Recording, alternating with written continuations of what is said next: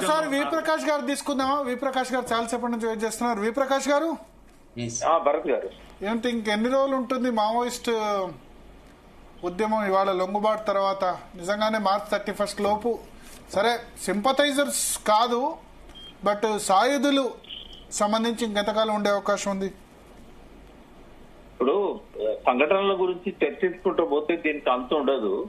ఇప్పుడు ఇది మనము ఎంతకాలం ఉంటది అనంటే వాళ్ళ ఆలోచనలలో ఏం మారుతుందో మనకి ఇంకా స్పష్టంగా తెలియదు.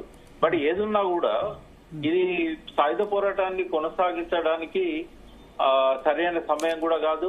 వాళ్ళు అక్కడ ఒక రకంగా ఫెయిల్యూర్స్ ఎదుర్కొంటున్నారు కాబట్టి వాళ్ళు వ్యూహాత్మకంగా వెనకడుగు వేయాల్సిన అవసరం ఉంది.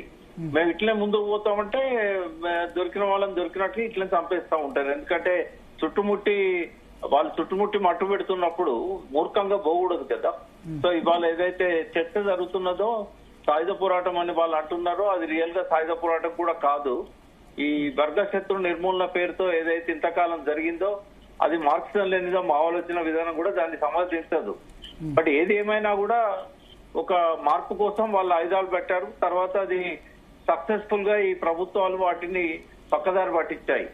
పగా ప్రతీకారాలకు ఎక్కువ ప్రాధాన్యత వచ్చింది. అసలు విషయాలు పక్కకు పోయినాయి. ఏదేమున్నా వాళ్ళు సాధించిన విజయాలు కూడా తక్కువేం లేవు. వాళ్ళు అర్పించిన ప్రాణాలు కూడా చాలా ఎక్కువగా ఉన్నాయి.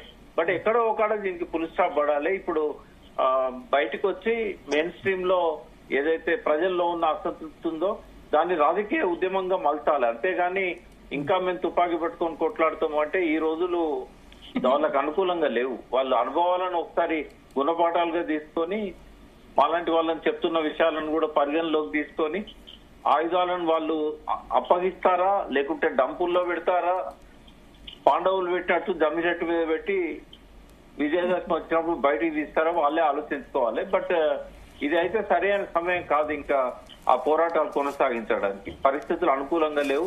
ఎవరి కోసం పోరాటం? పార్టీ కోసమా, ప్రజల కోసమా? ప్రజల కోసం పోరాటాలు అన్నప్పుడు ప్రజలు లేరు కదా పోరాటాలల్లో. ఏదో ఆదివాసీ ప్రాంతాలలో చిన్న చిన్న ప్యాకెట్స్లల్లో పరిమితం అయితే సాయుధ పోరాటం అనేది దాన్ని అనరు. అది ఏ ఇజం కూడా ఒప్పుకోదు. మార్క్సిజం ఒప్పుకోదు, మావోయిజం కూడా ఒప్పుకోదు.